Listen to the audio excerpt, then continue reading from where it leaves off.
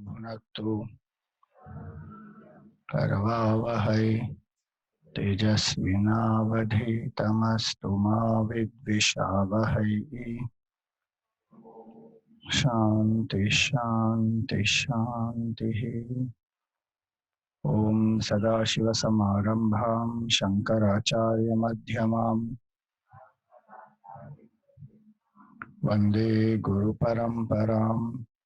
श्रुतिस्मृतिपुराणानाम् आलयं करुणालयम् नमामि भगवत्पादं शंकरं लोकशंकरम्। शंकराचार्यं केशवं बादरायणं सूत्रभाष्यकृतौ वन्दे समस्तजनकल्याणे निरतं करुणामयं। नमामि चिन्मयं देवं सद्गुरुं ब्रह्मविद्वरम्।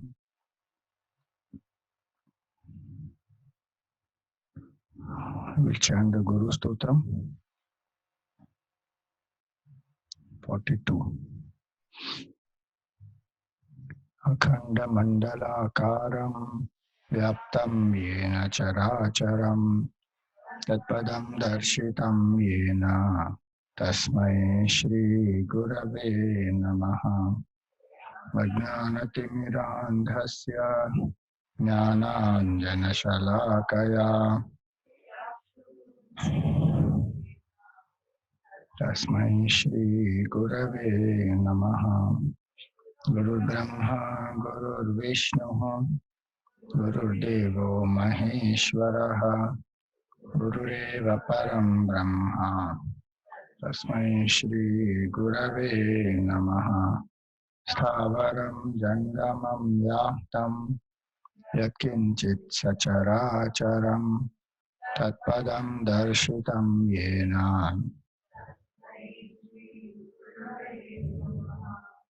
चिन्मयं व्यापि यत्सर्वं त्रैलोक्यं सचराचरं तस्मै श्रीगुरवे नमः। सर्वश्रुतिशिरोरत्न विराजितपदाम्बुजः वेदान्ताम्बुजसूर्यो यः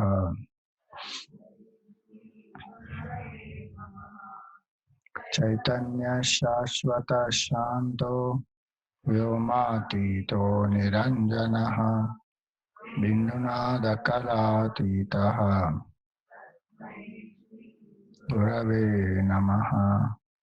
ज्ञानशक्तिसमारूढः तत्त्वमाला विभूषितः भुक्तिमुक्तिप्रदाता च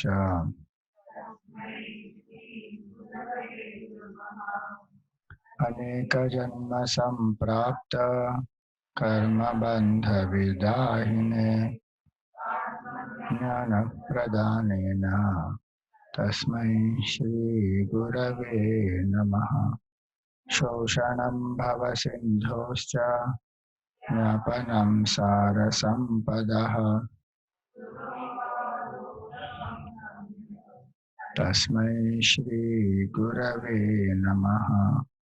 न गुरोरधिकं तत्त्वं न गुरोरधिकं तपः तत्त्वज्ञानात् परं नास्ति तस्मै श्रीगुरवे नमः। मन्नाथ श्रीजगन्नाथः मदात्मा सर्वभूतात्मा तस्मै श्रीगुरवे नमः। गुरुरादिरनादिश्च गुरुपरमदैवतं गुरोः परतरं नास्ति तस्मै श्रीगुरवे नमः। परमसुखदं केवलं ज्ञानमूर्तिं द्वन्द्वातीतं गगनसदृशं तत्त्वमस्यादिलक्ष्यम् एकं नित्यं विमलमचलं सर्वधी साक्षिभूतं भावातीतं त्रिगुणरहितं सद्गुरुं तं नमामि। त्वमेव माता च पिता त्वमेव सखा त्वमेव त्वमेव विद्या द्रविणं त्वमेव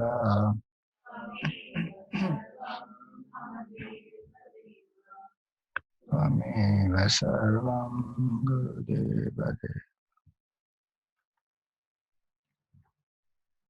Can take page 35. Ganga Stotram. We have not learned that, no? Ganga Stotram. So Adi Shankaracharya ji composed this very beautiful hymn on Mother Ganga. Gurudev used to love it a lot, and every day in the evening Aarti at Pavai Ashram, Ganga Stotram we chant. How many of you have been to Pavai Ashram temple? Okay. So in the temple on the right side, when we are facing Lord Shiva, on the right side there are 3 pots. Those are Ganga Jal. Left side is Krishna Bhagwan, center is Shivji, and right side is Mother Ganga. And next to that, if you see, there is one small temple. Inside that, one small Devi is there. So that is Hanumanji's mother. Anjana Devi is there in that. So this Ganga Stotram, we will learn today some verses and next class some verses. Devi Sureshwari Bhagavati Gange Tribhuvana Tarini Tarala Tarangi Shankara Mauli Viharini Vimale Mama Matirastam Tava Pada Kamali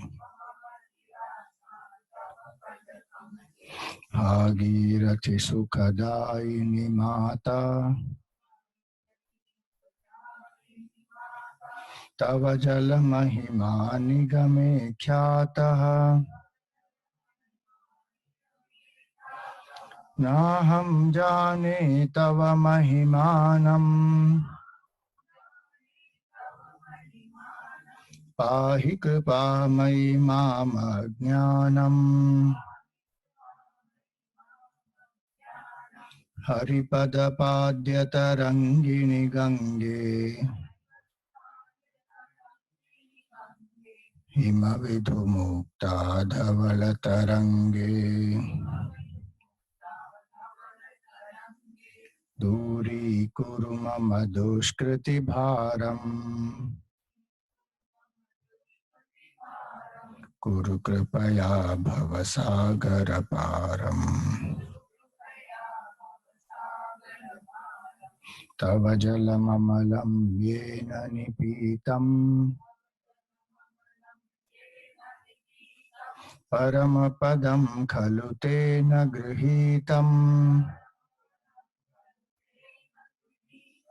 Matar Gange Tvayo Bhaktaha Kilatam Drashtum Nayamah Shaktaha Patito Dharini Janhavi Gange Khandita Girivara Mandita Bhange Bhishma Janani He Munivara Kanye Patita Nivarini Tribhuvana Dhanye Kalpalatamiva Phaladham Loke Pranamatiya Stvam Napatati Shoke Paravara Viharini Gange विमुख युवती कृत तरलापांगे तव चेन्मातः स्रोतः स्नातः पुनरपि जठरे सोऽपि न जातः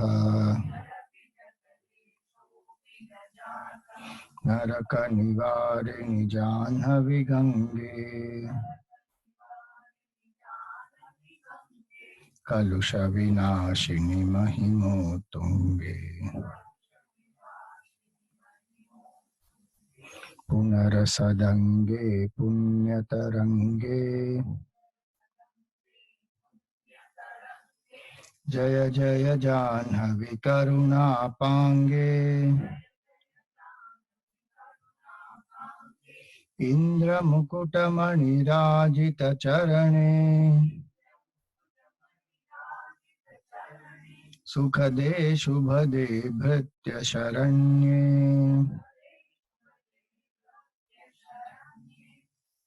We stop here for today. So we were saying sadhana panchakam. First verse of that, let us chant.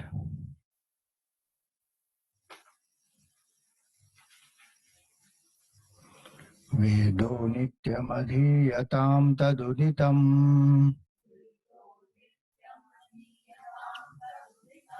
karma swanushtiyatam teneshasya vidhiyatam apachitihi kamye matistyajyatam पापौघ परिधूयतां भवसुखे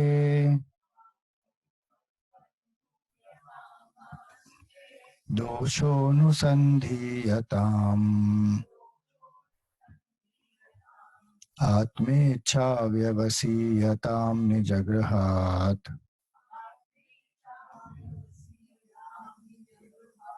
तूर्णं विनिर्गम्यताम्.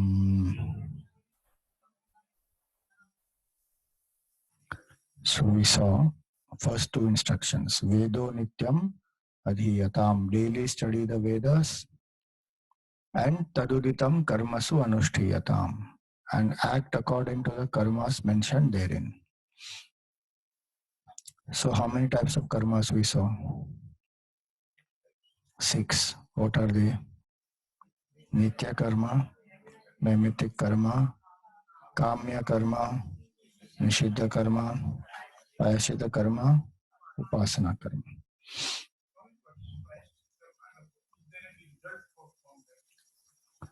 Prayaschitta karma, it will come now.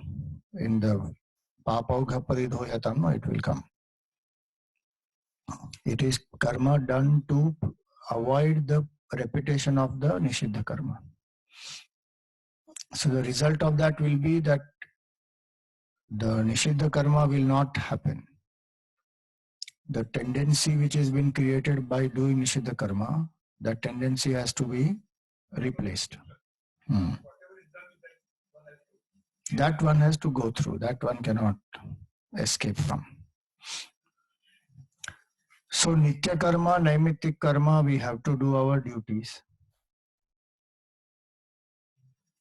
वो extra mic है क्या? हाँ तो दो जरा. See, this extra mic is there. If anybody wants to ask anything or anything, use that mic and lift your hand and pass on the mic so that in that video recording it will come. You had a question? Yeah, pass it on. Pass on the mic, bas.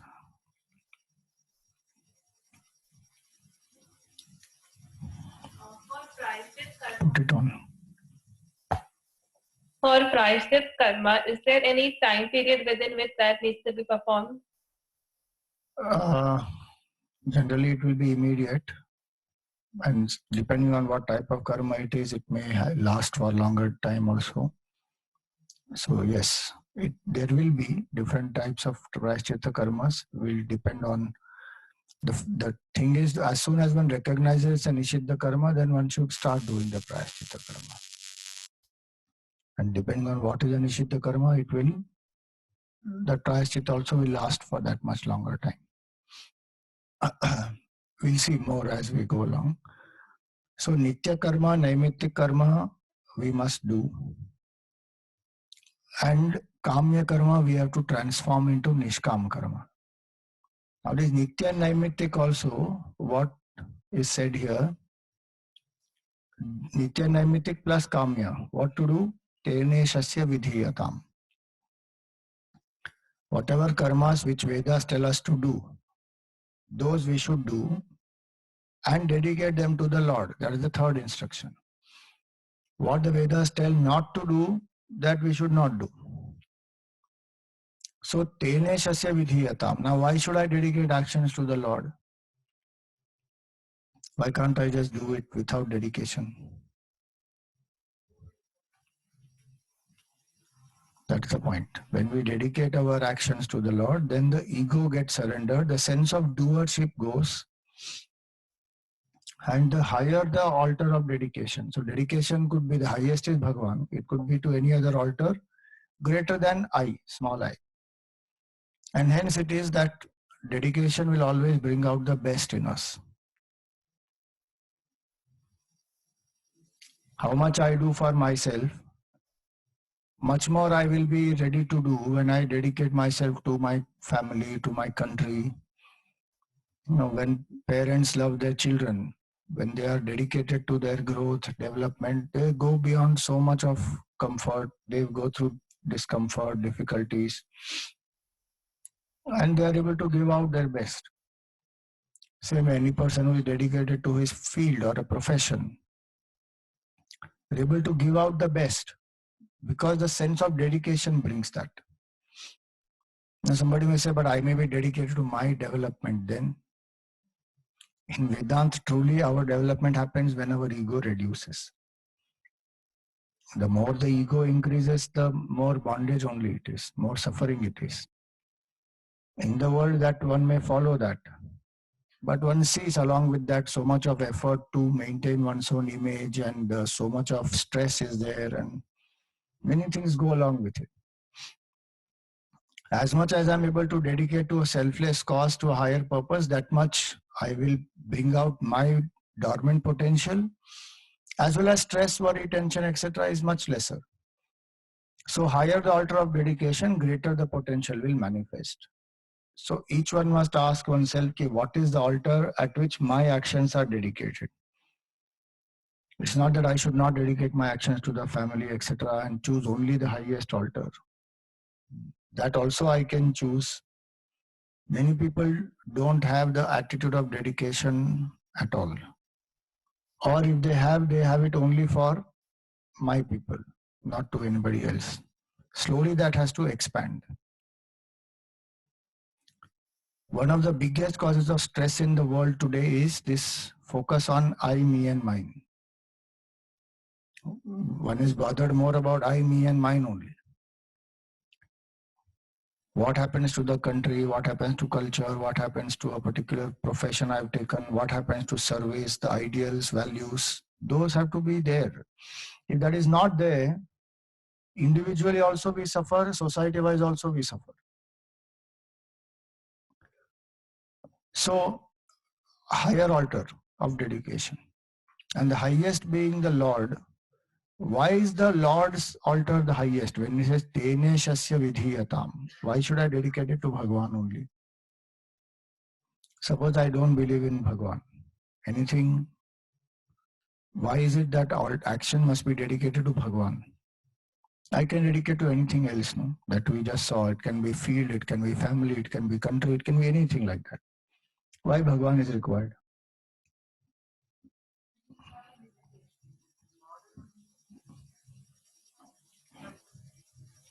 Okay, God is ultimate.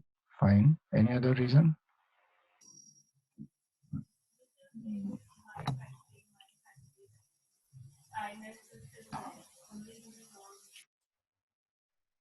Only with the Lord I-ness goes. Okay. Let me say my God. That's what people are fighting for, that only. My God is better than your God. Or my God is the only God. Your God is not God.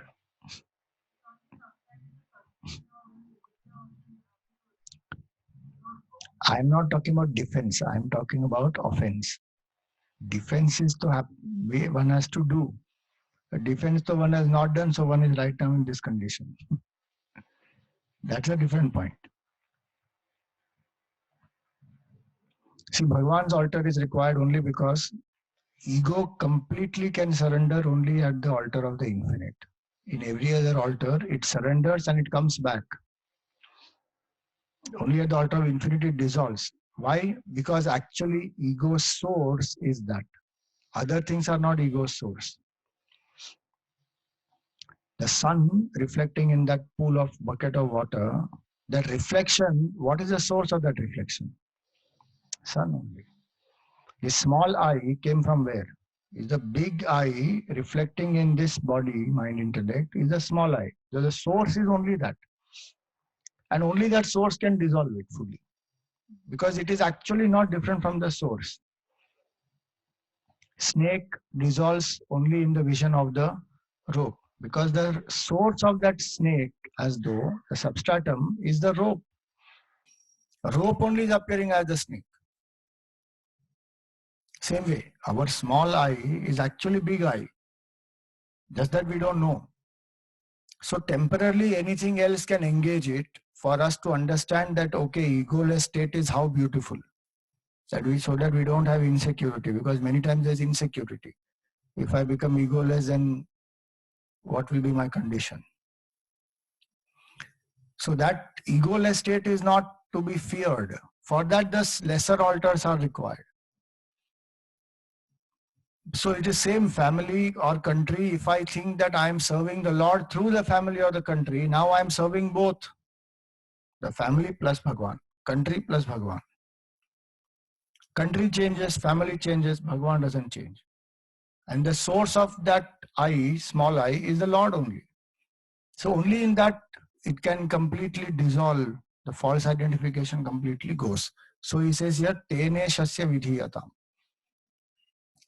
Tene Shasya Vidhiyatam means all the three karmas we have to dedicate. Nitya karma also, Naimittik karma also, Kamya karma also. And Upasana karma also. I told you earlier that Upasana karma is a part of Nitya karma. Nishiddha karma not to be done. Don't say I did it, now I'm dedicating it to Bhagwan. Not to be done. And Prayaschitta also. If I don't do Nishiddha, no Prayaschitta. But if at all I do Prayaschitta, then dedicate Prayaschitta also to Bhagwan. So, Tene Shasya Vidhiyatam Apachitihi. To continue to be selfish if I have to survive in the world. Is selfishness to be dropped or not required? Why? Purity kaise aayega? Okay. That's one valid point. Purity of mind required. Selflessness is purity. Any other reason? Correct. So the small I will not go without selfishness going. Agreed. Suppose my goal is not to drop the small I, then is there any other reason why I should drop selfishness? Because see, that is the ultimate reason, no doubt, and a seeker will want that reason. But we should also know the other reasons, because then not everybody aspires for that level only. There are other reasons also. To be happy. But people actually think that happiness is when my desire is fulfilled. So selfishness fulfilled. To the extent selfishness is fulfilled, to that extent I am happy. That's what a general understanding is. Your vasanas will reduce. See, again, vasana will reduce is perfect answer, but it is from highest standpoint of those who want realization. Ego will drop, purity will come, vasana will reduce. The answers are correct. Correct. Again, you will not build karma, vasana will reduce. These are all, we all are talking at advanced level because we are advanced Vedanta course students. Simpler level I'm asking. Because see, so many things we are not convinced by at a simpler level. So there's a contradiction. At highest level, we are having answers, but at daily level, the answer, it is not applicable. So in daily life, selfishness sometimes continues. Plurality develops. Correct. That again, that standpoint. Simple selfishness, to the extent I am selfish, to that extent there will not be harmony in relationships also. What is true love? Love is to think about the beloved. Selfishness is to think about myself. Finished. That's simple point. At relationship level also, if I want harmony, selfishness, to the extent I am selfless, I will be more lovable and I can be more loving, both. Will somebody love a very selfish person? At some point they will say, "Arey, what a self-obsessed person he or she is. He's not bothered about anybody else only." Nobody loves a selfish person. And that's the saddest thing, you know. Selfish person craves for a lot of love, but doesn't get enough love, so becomes insecure and more selfish. Becomes a vicious circle. So if I want harmony in relationships, I need to be selfless. If I want extra performance and efficiency also, I need to be selfless. The more selfish I am, more stressed out I will be, more my performance will be affected. Simple point. You see, Sachin Tendulkar, when he had to score his 100th century, no? How long it took for that 100th century to come? Because the moment that focus goes on I, tension builds. Till then one is playing happily, 99 runs, one hits nicely, that one run, no? Tension. How many centuries? He would have hit many more centuries. Actually, he has got out on 99 so many times. Why? Because suddenly focus comes on. So performance pressure also increases the moment selfishness comes. So harmony in relationships with selflessness, extra efficiency with selflessness, harmony in the society is with selflessness only. If society may everybody is selfish, in a team if everybody is selfish, can teamwork happen? Impossible. So harmony also will not be there, teamwork also will not be there. So many reasons are there. Actually, these are all practical reasons. In our daily life, we feel the need of selflessness. Protection of the country also will not happen without selflessness. So many people talk now. What is so great about army people? They are getting salary. Okay, we'll give you salary. Go fight. We'll give you double salary. Go and fight. Let us see. To even be ready to take a bullet needs guts. No, but that time war happens only once in many, many years. Otherwise, every single day, so many things are happening. How many terrorists, how many attacks, what all is happening out there. Forget anything else. To go and live in some of those conditions only is you cannot imagine only. In our Uttarkashi camp, there was one brigadier. He was posted in Siachen. What all he was saying, Bapre. Even to hear that, one will start feeling horripilations. How they live in those conditions. Food is airdropped. And if by their luck it will come to them. Otherwise, where it goes, one doesn't know. And they have to heat everything and drink. You know, the cool drink packet, when it is put, it's all frozen because what is that, minus 54 degrees and all that. Now they have to heat water, hot water. The moment you take it out and you can't pour it also. You try to pour it, it becomes ice. And they are in that sleeping bag and all that. How they have to live there. So they, every few months they're posting, they are brought back down, some 6 months or something. How much? 3 months, 3 months, you see. And the biggest problem is what, you know, not food and staying. It is mind. How do you spend your time? Loneliness. Very big challenge. And you still have to you have to guard. Huh? There are wars happening. 21 wars have happened in Siachen already. India has won all of them. Just imagine. You can't see your enemy. From where a bullet is coming also you don't know. Full ice everywhere. Now how that happens? Some love for the country is greater than love for the self. Then only this happens. Otherwise how it will happen?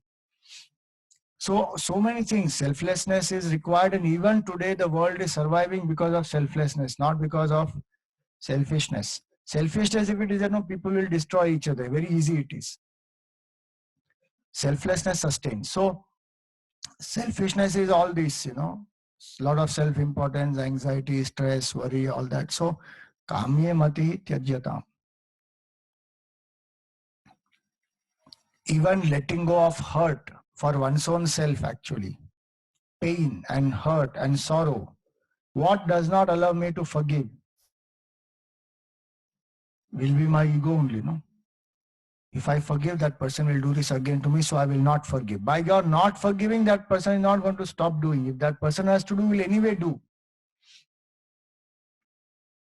So if I want happiness, basic point is very simple. Happiness in my life, happiness in relationships, happiness in the society, happiness in work. To that extent, selfishness has to go down. Kamya matis tyajyatam. So now come to your level, that is advanced level.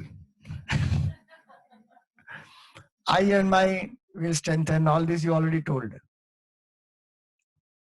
And selflessness will reduce the ego and egocentric desire. No new vasana will get created, and then you are free from cycle of birth and death. All that will happen. So this is the key. I can liberate myself or strengthen the bondage. Selflessness or selfishness, that is the key. So when we say karma yoga, what is karma yoga? We saw dedicated actions to the Lord. So normal action is called karma, dedicated action is called karma yoga. Some people think to work whole day is called karma yoga. That is not karma yoga. Many people say that, Swamiji, I am coming to satsang, but my husband is really a karma yogi. My husband is really a karma yogi means he works 20 hours a day. So he doesn't have time to attend satsang, but he is a karma yogi. No, he is doing karma. 20 hours a day one may do. But if those 20 hours are dedicated to Bhagavan, then it becomes karma yoga. Or dedicated to any higher altar, then it becomes karma yoga. So karma will bind and karma yoga will purify. Action which unites us with the divine, that is karma yoga. Ishwararpitam, nechaya kritam, chitta shodhakam, mukti sadhakam. Ramana Maharshi said this, beautiful one. Whole karma yoga, the full chapter 3 of the Gita is in the first half line. Ishwararpitam, nechaya kritam. Dedicated to the Lord and not done for ego boosting. Then he says, papaugha paridhuyatam. Papaugha paridhuyatam, meaning wash away the sins. So what is papa? When we do the nishiddha karma, the resultant agitation of the mind is called papa. So Gurudev used to say, man is punished by his sin and not for his sin. What does this mean? That our own actions give us that consequence. The papa karma, phala, is a result of the nishiddha karma only. So man is punished by the same sin. Bhagavan is not sitting up there and telling, now you will suffer because you did this bad karma. Suppose I touch fire, then what will happen? My hand will be burnt. That action itself will give that result. God is not sitting up there and telling you, now you touch the fire, now let your hand burn. No. Same way, buddhi has been created. Buddhi can do vivek.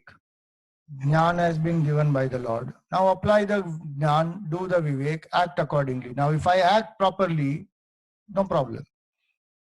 No, but even when we act properly, so many difficult things and suffering comes. That because in the past I have done something, that result is coming now. If I continue to act in a proper way with applying Vivek, my future is different. So, Papaugha Paridhoyatam, how to wash away these sins now? First is to understand by this statement what Gurudev meant was that we should not think that there is someone up there who is sitting to punish us or reward us. Our actions give us the result. Second, he says, why do we do sin? When we don't do what we really value and we actually do what is not right, both these will cause papa. I value exercise, I don't do exercise. Then I go to sleep.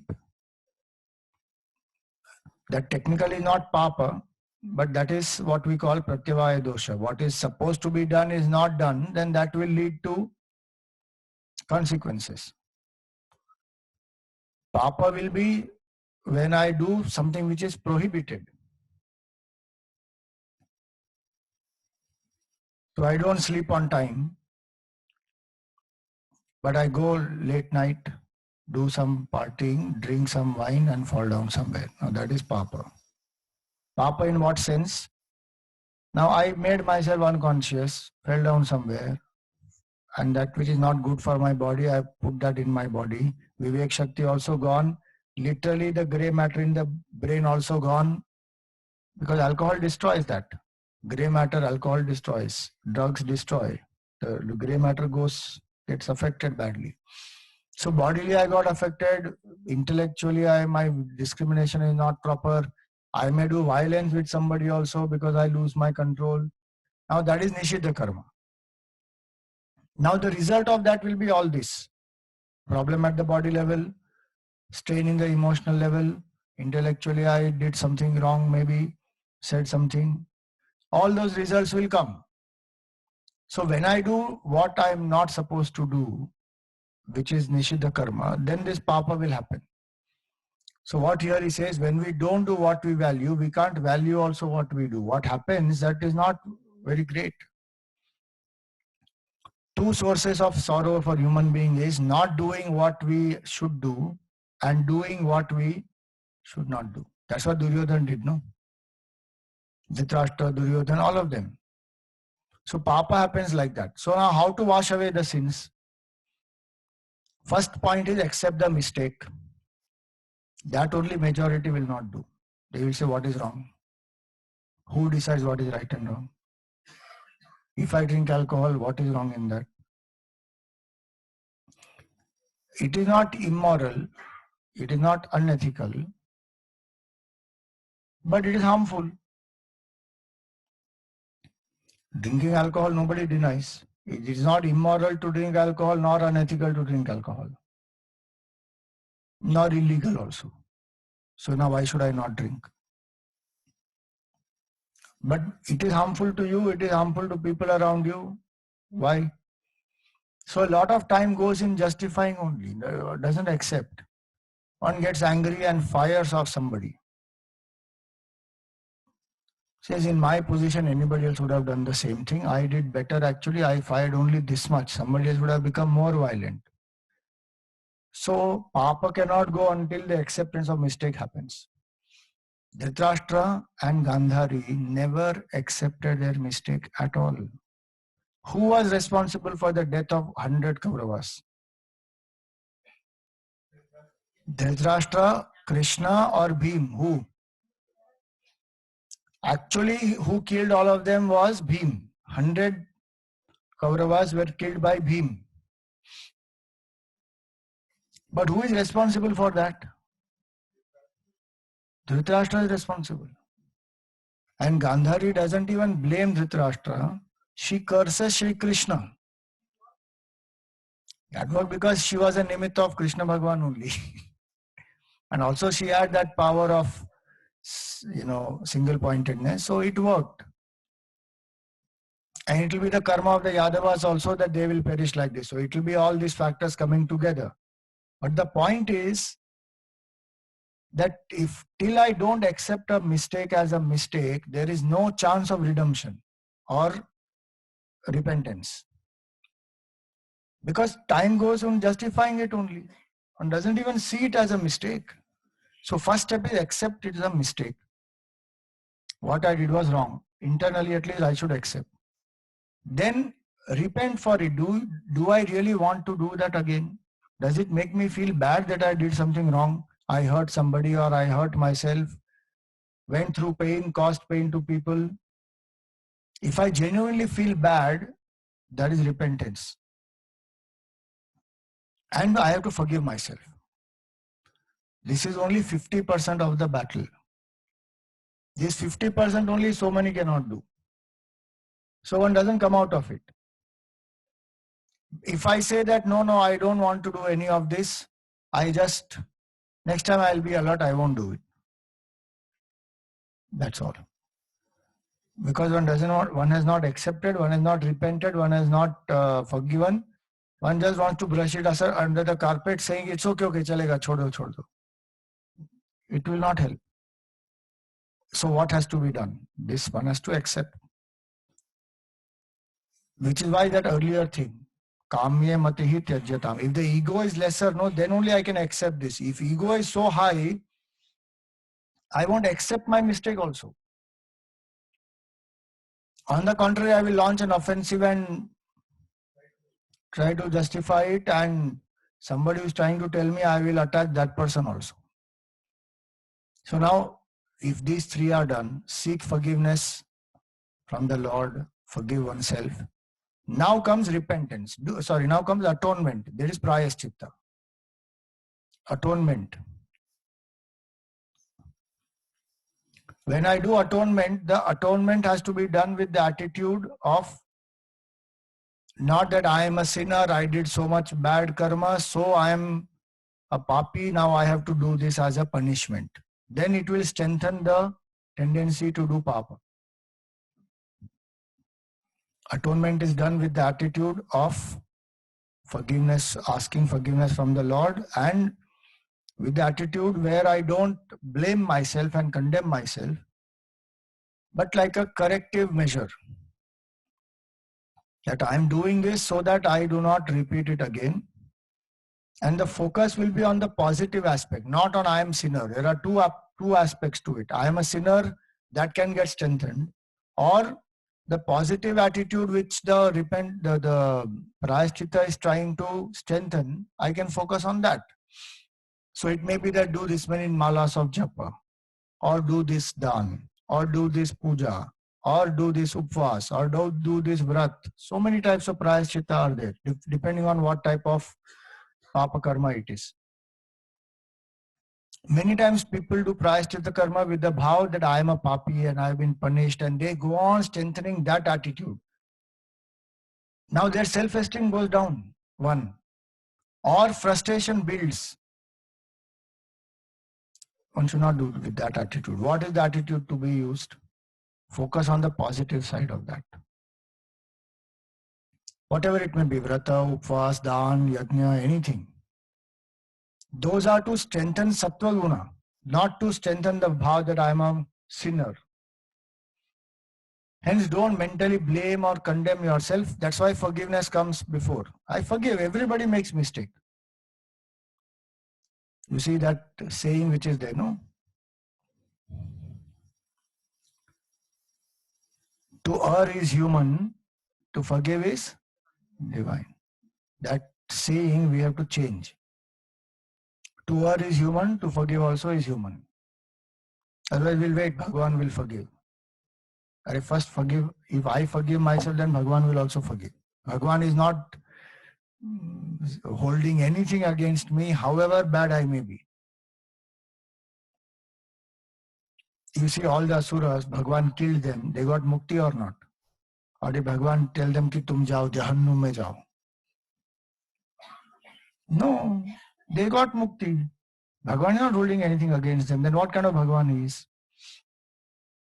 Karma will give karma phala, there is no doubt in that. But the point is the Lord is not holding it against us. So who has to forgive whom?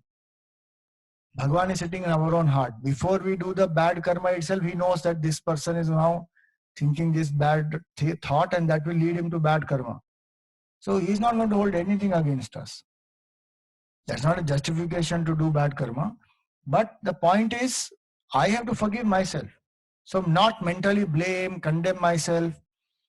Prayaschitta must purify me. Prayaschitta must not make me feel bad about myself.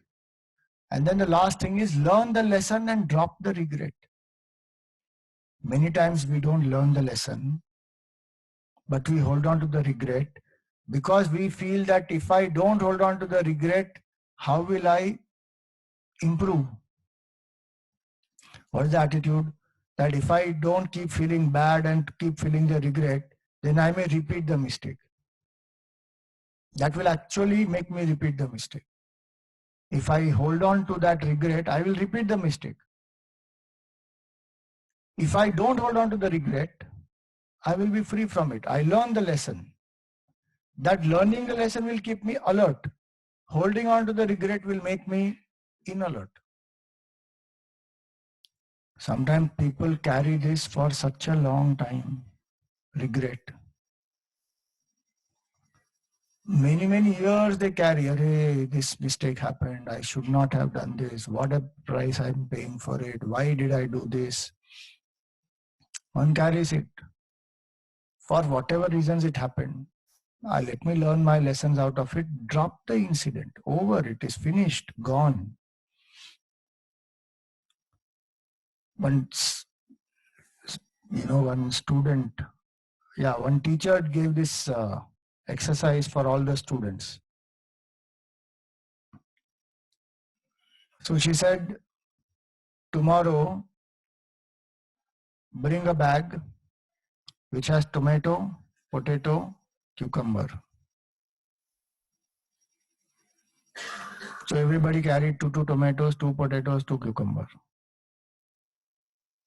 They all brought. Then the teacher said, keep it with you. You have to carry it for the next 7 days.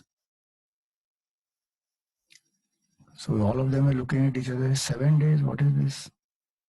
First 2 days, so it was still okay. After 3rd day, what happens? It starts rotting, smelling. 4th, 5th day is unbearable. They can't, they themselves can't put it in their bag and bring it. But somehow now the teacher has said it. So put that whole thing in one box, close it tightly and bring it.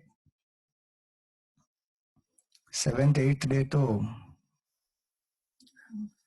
they literally, some of them threw it out saying this is not possible.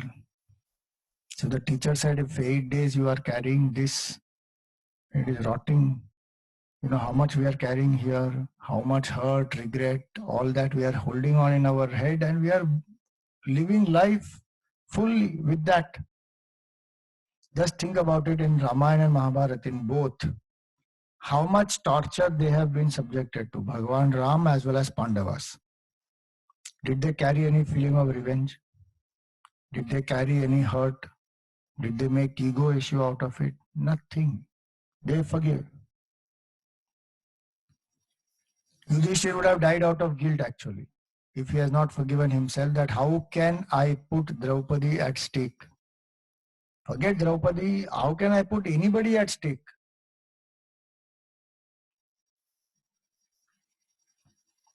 What level of forgiveness is required for that? So if we don't do these things, the papa karma will repeat. So papauga paridhuyatam, the mind will be burdened with guilt, with regret, with shame, with fear, with sorrow, all these. And one keeps repeating. So papauga paridhuyatam, wash it away properly, cleanse it away. In every culture, there are opportunities for it or not. In our culture, one of the best, simplest opportunity is what? What we just chanted, no, Ganga Stotram. Go to Ganga Ji and take a dip and tell Mother Ganga that whatever Papa I have done, oh Mother, you purify me, I leave it. And then what people come back and do? New Papa. Because old account gone, now new account. No. What one has to do? This last point, learn the lesson, drop the regret, so that I don't repeat it again. Gurudev used to say one very nice line. Atonement for a sin is just stop doing it. Because that's the objective of atonement also. Just stop doing it. That's atonement of the sin. That is what I'm saying, Swamiji. Why practice is required? Just stop doing it. That's what we are also saying, that just stop doing it doesn't happen. Because that karma has left a tendency, it will make me do. So now do prayaschitta to stop it. In Christianity, they have what? Confession box is there. Go and sit in that and confess. Each culture has. Psychiatrist, what they will try to, they will tell you, write. Relive the whole thing in the mind and write with all the feelings. And then burn it. And it will go up in fumes. And then mentally you should imagine that the whole thing is burnt. Now don't look back. Same thing, psychological technique it is. When we do a havan, we say write some negativity and put it in the havan. Offer it. All these are methods for what? So that we don't get stuck with the past. To be stuck with the past itself is a papa. Forget anything else. To live in the past all the time, that itself is a papa. And especially holding on to negativity, blaming oneself, itself is papa. So papavgha paridhuyatam. Now such a mind, see the preparation required. Why should dedicate the actions to Bhagavan? Drop selfishness, cleanse the heart of papa. Now that mind can reflect on limitations of pleasure, worldly pleasure. Bhava sukhe dosho nu sandhiyatam. You know what happens to us? These first three things we have not done. Four things ideally. Vedo nityam adhiyatam. Study the Veda. Do the actions according to that. Then offer it to the Lord. Then drop selfishness and remove the papa karma. 5 things. If I do these 5, what kind of mind I will have? Pure mind I will have. Focused mind I will have. With that mind, if I think of the limitation of worldly pleasure, vairagya will come automatically. Bhavasukhe dosho nu sandhiyatam. Anusandhiyatam. Again and again think. Reflect. On what? The dosha of the bhavasukha. Bhavasukha means that which makes me want to become more and more and more. No matter how much I get, my craving to become or to get more does not stop. That's called bhavasukha, which is temporary pleasure. So bhava means to become. And sense objects, when they contact the sense organs, when they contact the sense objects, then that pleasure is born, which is very temporary. More and more one has to reflect on the limitations of that temporary pleasure. Why?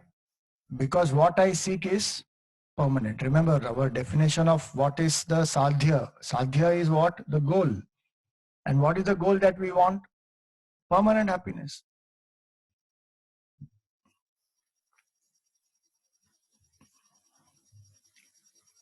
See, in the world also it is like that.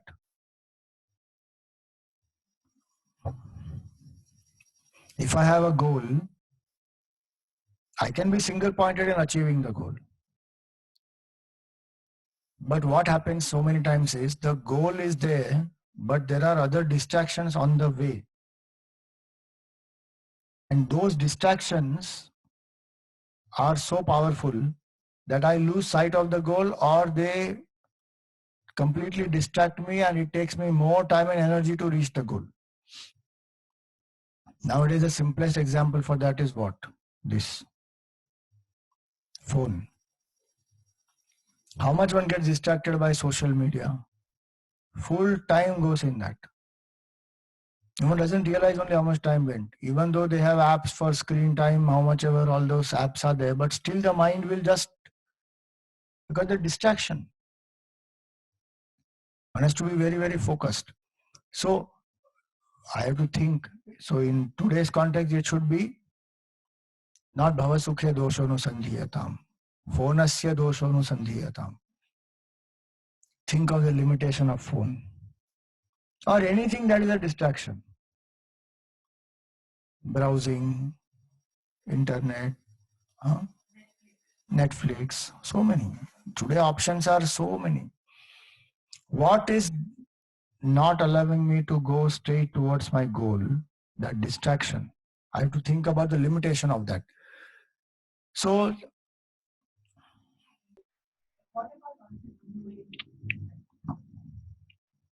the method is new, Netflix is new, but distractions have existed in the past also. Different types of distraction. So a distraction is not a nishiddha karma, depending on what type of distraction it is. As I said, it is not immoral, unethical, illegal, but it's a harmful thing to my progress. So it's a distraction which I need to avoid because it is blocking my progress. So we don't classify it under any of these karmas. It is something that takes me away from my goal, which I need to prevent.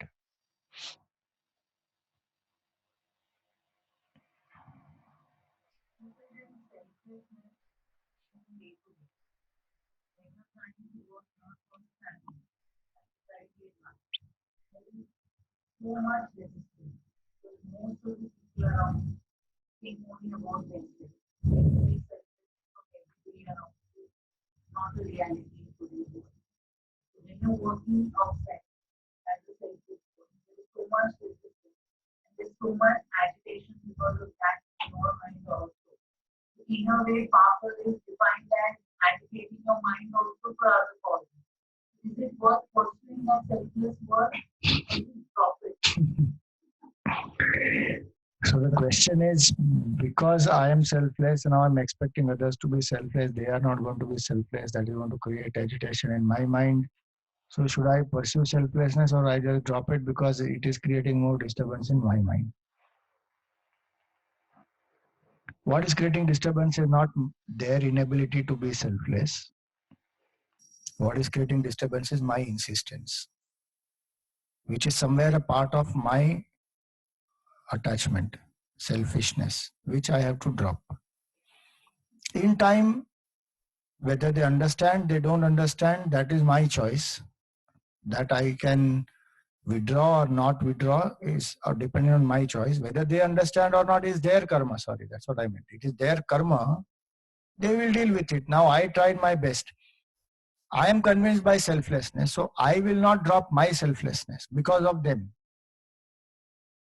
I will do my job.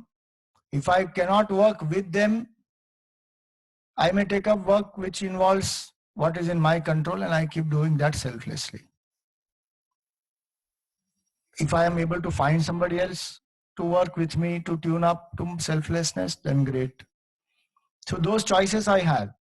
But if I insist that they also be selfless, and if they cannot be selfless, they are causing me disturbance, so I will drop my selflessness, then my selflessness is not strong enough.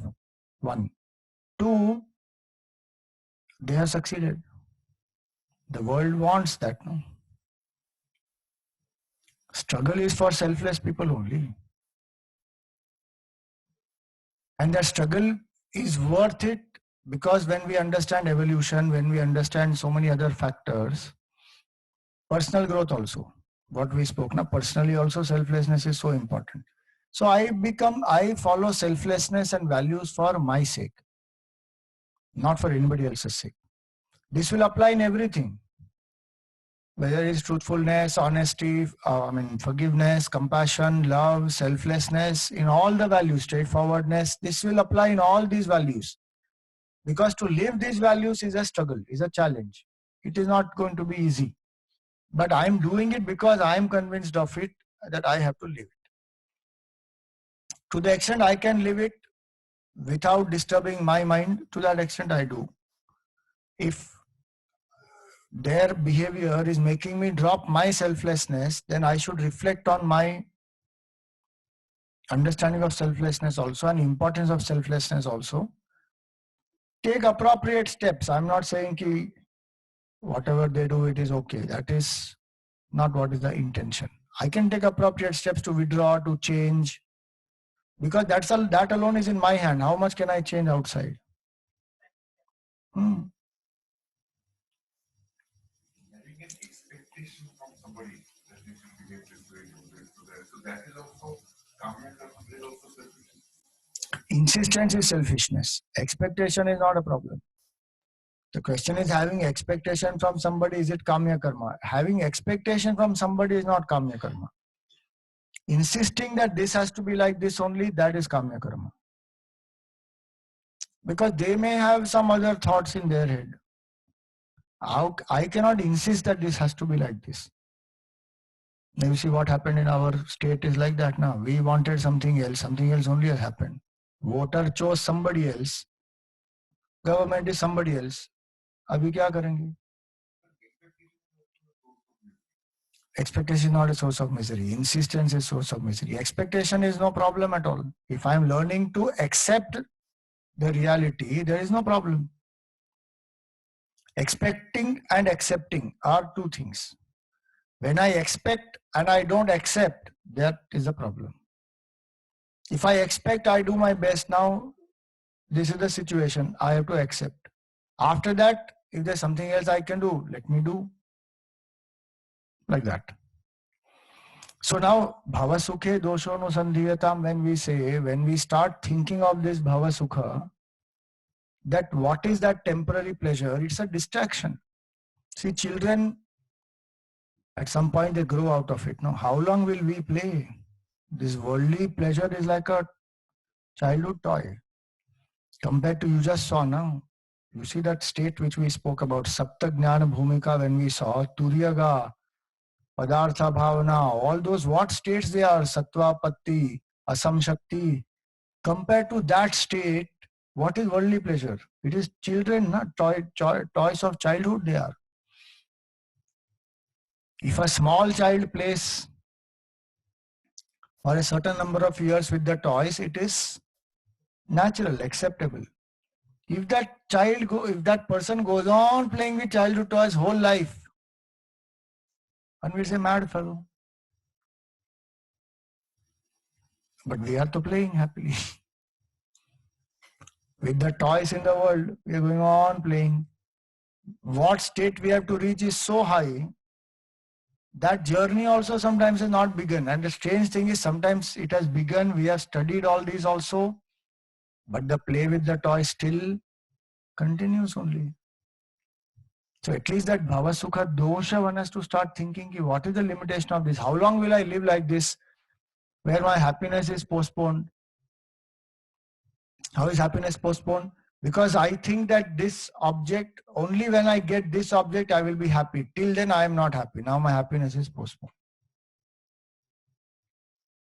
Now I am in agitation. Suppose I get that object, temporarily I am very happy. Then what happens? Again the next desire starts, again happiness postponed.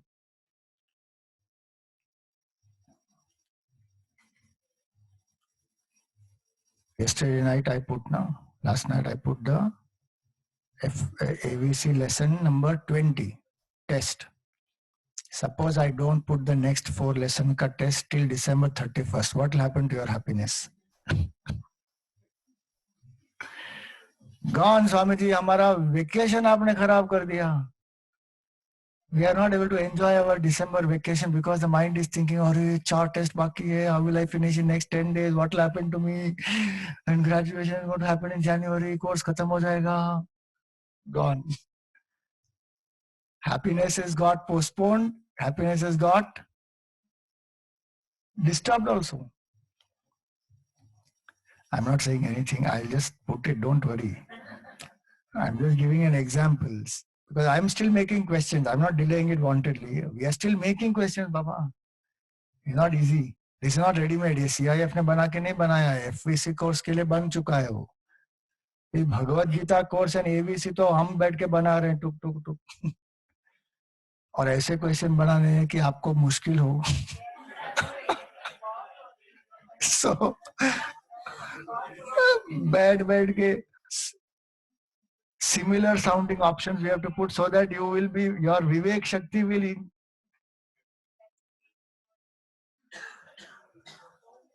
So all that one has to do. So कर रहे हैं अभी, हमको तो मजा आ रहा है.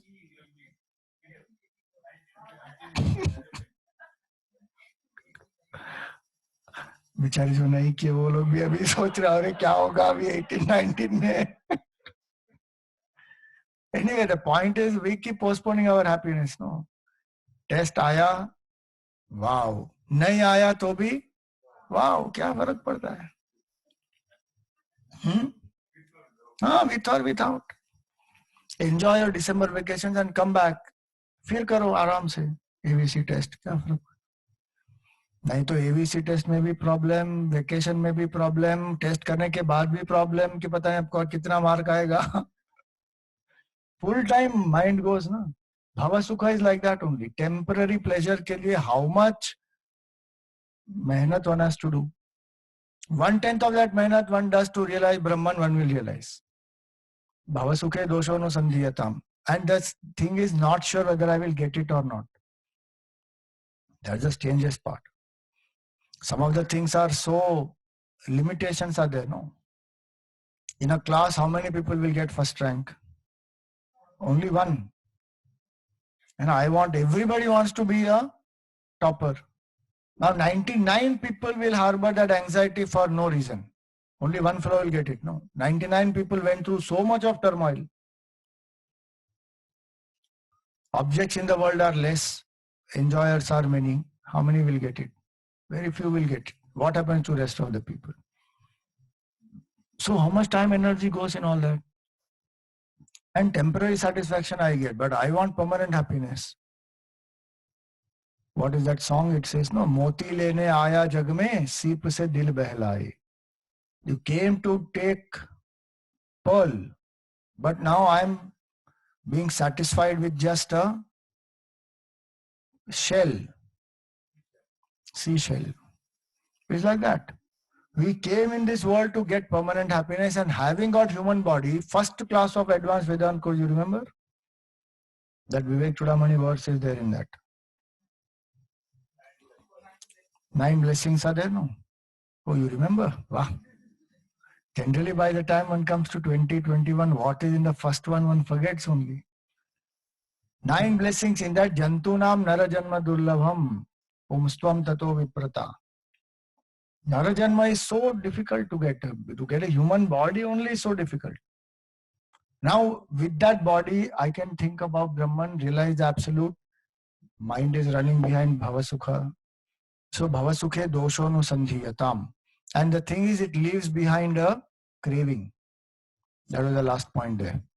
That it leaves behind the craving and the desire for more.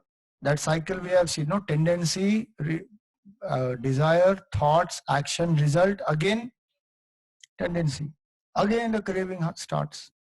Where is the freedom there? That's why it's called Bhava Bandhan. It is a bondage. Bhava Sukha is a bandhan. Then it drains my vitality and energy at all levels. Think about the joy, the quality of the joy in meditation and the quality of joy in, let us say, watching a TV. At the end of meditation, will you be exhausted or rejuvenated? And end of TV, gone. Drains the vital energy and the mind dissipated. No, Swami, for me, meditation also is like that. My mind goes on wandering.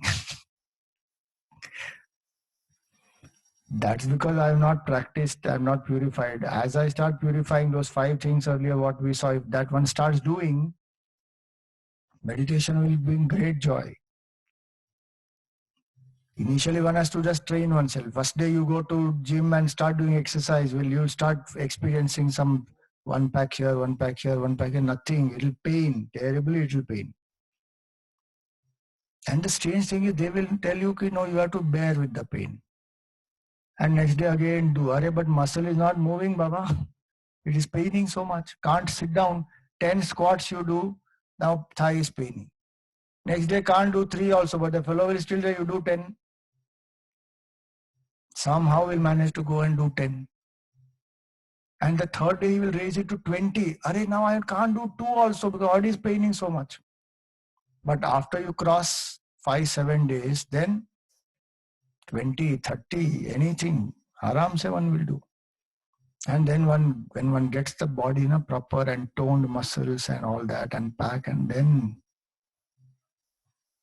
one stops wearing kapda after that to show people, this is my skimpy dress and all one will wear just to show how toned my body is. Because now there's a joy. Same thing do in meditation also. In the beginning there will be all problem. Their mind is wandering, this, that, not happening. Slowly as we train the mind, then the joy of meditation comes. Then you see, Bhava Sukha will look very, sleep Sukha will go away properly when I get this fitness Sukha. Then early morning I get up and go to gym. 5 o'clock also. Earlier though, till 8 o'clock one is not getting up from the bed. How that is. So drains the vitality, makes one completely dependent. See, all this is Bhava Sukha dosha. The more I think about this, the more one should get vairagya actually. That what am I running behind? So Bhava Sukha dosha, there are 2 ways to do. This is generally thinking about Bhava Sukha dosha, okay? Second way to do it is identify particular Bhava Sukha to which I am attached. That is the homework I have to do. Suppose I say I am very attached to coffee. Now sit and think the dosha of that coffee. That I need coffee in a particular way only, in a particular temperature only, served at a particular time only. And if I don't get that, then what all I go through, how addicted that caffeine is making the body. Think so many things one can think. How it drains the energy, how it makes one dependent. So many things. So particular Bhava Sukha when I am attached to, I have to start thinking the limitation of that. That is called Pratipaksha Bhavana. The more Pratipaksha Bhavana I do, the more I will get detached from it. Sorrow caused by it also will reduce. So makes one dependent, and the thing is, it makes one forget the purpose of life also. Because when one doesn't get it, one gets so desperate for it, one loses the purpose of life also. And if one gets it also, one gets so attached to it that again one forgets. So either way one forgets. So the Gita says what? Dosha buddhi and dukkha buddhi. What is the limitation of it and what is the pain that it causes? That I have to see clearly. It can be people also. I am attached to one particular person, maybe my spouse or maybe my son or a daughter or anything. Then go on reflecting, what pain does this attachment cause? And the strange part will be that whatever I am attached to, I will harm that the object of attachment or the person also. I become the cause of destroying that or causing harm to that. In case of object, it may not be so much, but in case of people, though definitely it's a lot. So I have to think about that. Bhava sukhe dosho nusandhiyatam. Then what happens? If I have dosha of the world, if I think of the dosha of the worldly pleasure, that will also make me turn within. That if the worldly pleasure is so temporary, then I should learn to turn within. The objective of seeing the limitation of worldly pleasure is not to condemn it. It is not to condemn anybody who is enjoying it. It is for me to turn my attention within. With what all I am obsessed outside, turn the attention to the self, because that is a permanent. Permanent is not outside there. It is here. So, Atmecha Vyavasiyatam. This is a very powerful line. Pleasure is temporary, but the bondage it creates is permanent.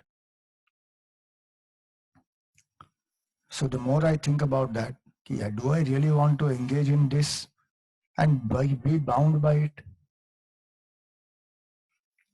Again, I'm saying it is not the immoral unethical, illegal things that we are talking about here. Those are already removed in the Nishiddha karma. Those which are permitted pleasures, that creates the bondage. Apart from those which are not permitted, which are immoral, unethical, illegal, those anyway will create bondage. But here we are talking those which are permitted also, which are temporary, that will create bondage. So is it worth winning the world and losing myself? Definitely not. So we are only taking ourselves for granted when we are running behind the worldly pleasures. Forget anybody else taking us for granted. We already are taking ourselves for granted. So the more a seeker thinks about it, the more one will start asking, who am I actually? This attention will turn within. Atmecha vyavasiyatam. Turn the attention to the self within. Ask, who am I? And come to know that permanent supreme self. Then there is no bondage. One is freed. Now to do this, Atmecha vyavasiyatam, what should one do? Nijagrahat turnam vinirgamyatam. Quickly run away from the house. Swamiji, run away from home? Why should I run away from home? Can I not get this staying at home?